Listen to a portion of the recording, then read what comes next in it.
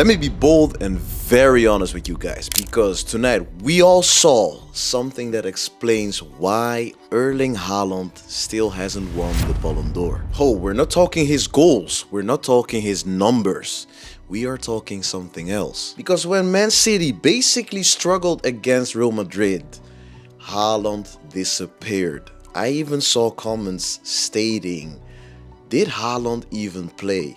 Wow. Honestly guys, there's a big difference between a world-class striker and the Ballon d'Or player. First of all, let me be clear. This man right here, Erling Haaland, his numbers are ridiculous. His numbers in the Premier League, his numbers in the Champions League, the fact that he is one of the best strikers we've ever seen. No doubt about it. But this is not hate. This is expectation. Whoa, did you hear that? I'm gonna tell you guys why. Because the numbers I was talking about. So, Step News says Erling Haaland has 22 goals and 7 assists in 28 appearances in the Premier League this season alone. Please correct me if I'm wrong about the numbers, but that says it all. He has amazing stats. That's Erling Haaland for you. Let's talk Champions League, by the way, not just the Premier League, because the Champions League is the biggest competition in Europe. Everyone knows the Champions League. Erling Haaland has 7 goals in 9 appearances in the Champions League this season. I don't see any assists, by the way, it's just goals. So they rated him 6 out of 10 against Real Madrid. Another site rated him 5.7 out of 10, which is quite bad. The game against Galatasaray, he was way better, but he scored the goal. So the pattern I see, if he scores his goal, people rate him higher. That's what they expect from him. But apart from scoring goals, if he doesn't, how does he affect the team, the result, in a positive way? Let's talk the real issue here. Erling Haaland, when Man City dominates the game, he can always score a goal. He will always be important for the team because their midfield, they have a crazy midfield, by the way, crazy attackers. They have a lot of quality players at Man City. So he has to wait for the cross into the box. He has to wait for creative players around him to help him become dangerous, to help him hurt the opponent. And the thing is, they do have the players, because they have Semenyo, amazing player, by the way. They have Tijani Reinders. And I saw him connecting with Erling Haaland earlier this season, also last season, or earlier this season. And the thing is, that's something I'm missing right now. And I want to see that consistently and also in big games. For example, this game against Real Madrid in the Champions League. But Tijani Reinders didn't play, so there should be another player, a replacement.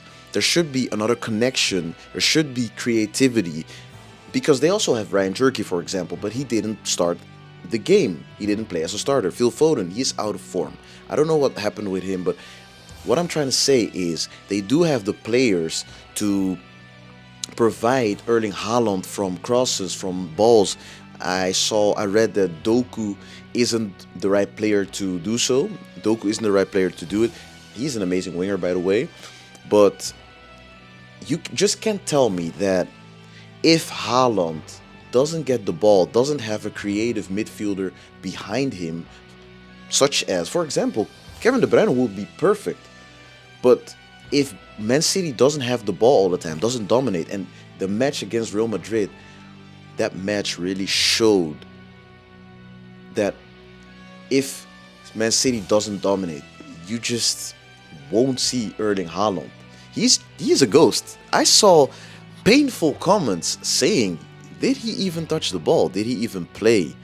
Wow.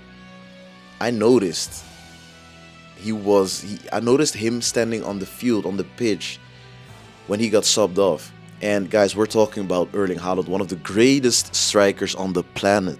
He can score goals for fun. But if he doesn't, he doesn't affect the game enough. Another example, I saw it against Manchester United, the Manchester Derby, but this one as well. Champions League round of 16, Real Madrid, Man City, 3-0 loss for Man City. They had more ball possession, but they weren't dominating the game. They tried, apart from the start of the game, apart from the beginning, they weren't dominating, so Erling Haaland barely touched the ball. So this is the perfect example where they play a really important game against a big opponent and he just didn't score his goal. I can remember another game where they played against Real Madrid away, against Real Madrid away in the Santiago Bernabeu. That's the word I was looking for, the stadium. And Erling Haaland scored his penalty and he posted on social media, I think it was a trend or something, the feeling after you scored at the Bernabeu, which is insane, by the way, because that's just respectful. But he got his attention because he scored that goal. Although it was a penalty, he scored his goal, but right now he didn't. So there's nothing left to talk about regarding Erling Haaland, and that's still, like I said, that's painful because we're talking about one of the greatest strikers on the planet because his numbers don't lie.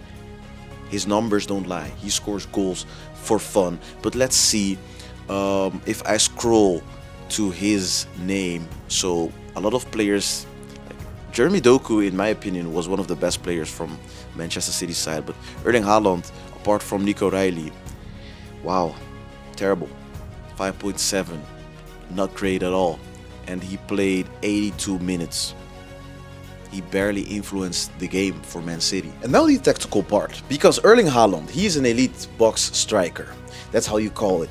Give him a through ball. For example, Kevin De Bruyne. But now, forget about Kevin De Bruyne. Ryan Cherky, for example. Give him a through ball from a creative midfielder behind him. Great connection. Maybe Tijani Reinders, because they already proved to have a good connection together. Both goal-scoring machines. But I'm talking Erling Haaland. He can finish. That's what he's good at. He can finish. He strikes the ball into the back of the net. Shot power, what is it? 5,000 is crazy, which is crazy. He is known for attacking spaces. He's known for timing his runs. He is known for his good finishing. Let's say great finishing. But come on, guys. If we want to involve Erling Haaland in Ballon d'Or conversations, he needs to do more than that because he needs to affect his team, the result, in a positive way. For example, why couldn't he just drop deeper and try to help the team more, at least get a few touches so his teammates know that he's still there, so his opponents know that he's still there. He can time his runs like he always does, but also outside of the box. And I can remember when he played for Borussia Dortmund, they played in a different system because Man City always has possession, and I know that he's really fast, and they played in a counter.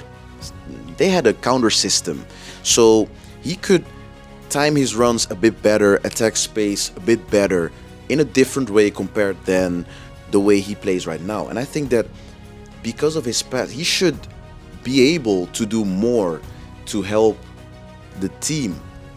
At least do something. Try. I don't expect, and Guardiola and the team and the fans, no one expects him to be creative. Don't get me wrong. And usually they will win matches, he will score his goals, but I'm talking about converting to a Ballon d'Or player, into Ballon d'Or conversations, because right now he just disappears. And I read something about the return. I read something about dropping him for the return and starting Omar Marmoush because he has the football abilities, which is insane because, dropping Erling Haaland. But I totally get it. That's exactly what I mean. That's what I mean. We just want to see this man. Whoa. Do you guys remember Touré, by the way? Crazy. Guardiola, Touré. Insane. We don't want to see this man being subbed off, having done nothing all game in a Champions League game. He needs to carry his team. That's what he needs to do. So if we compare Erling Haaland to Previous Ballon d'Or winners. Lionel Messi affected his team always, creativity and also apart from goals. Karim Benzema, we've seen it. He finally won the Ballon d'Or. He deserved it, but he affected his team. We've all seen the Karim Benzema version, prime Karim Benzema after Ronaldo left Real Madrid. The way he led the team, being their captain, insane. Cristiano Ronaldo, apart from scoring his goals, he took responsibility. We've seen him at the Euros. We've seen his leadership just affect your team in a certain way, especially when your team struggles. And to be fair to Erling Haaland, he is not even that old. He's not old. He's not old at all. How old is he? Let me check. Erling Haaland. How old is this guy? My G, Norwegian football player. How old are you? Wow. He is just... Wow, he will turn 26 this year. So he's 25 years old. Years young. Let's say years young. This man, he can still develop. He will still develop. He will still improve. And players can always add new things to their game. If he adds these things to his game, he will be... Wow. We will keep talking and keep talking and keep talking about Erling Haaland and the things I'm talking about adding to his game, potentially adding to his game, are dropping deeper, being more present on the pitch, helping your team in terms of leadership, visible as well. Not build up play because he's not responsible for it, but linking play.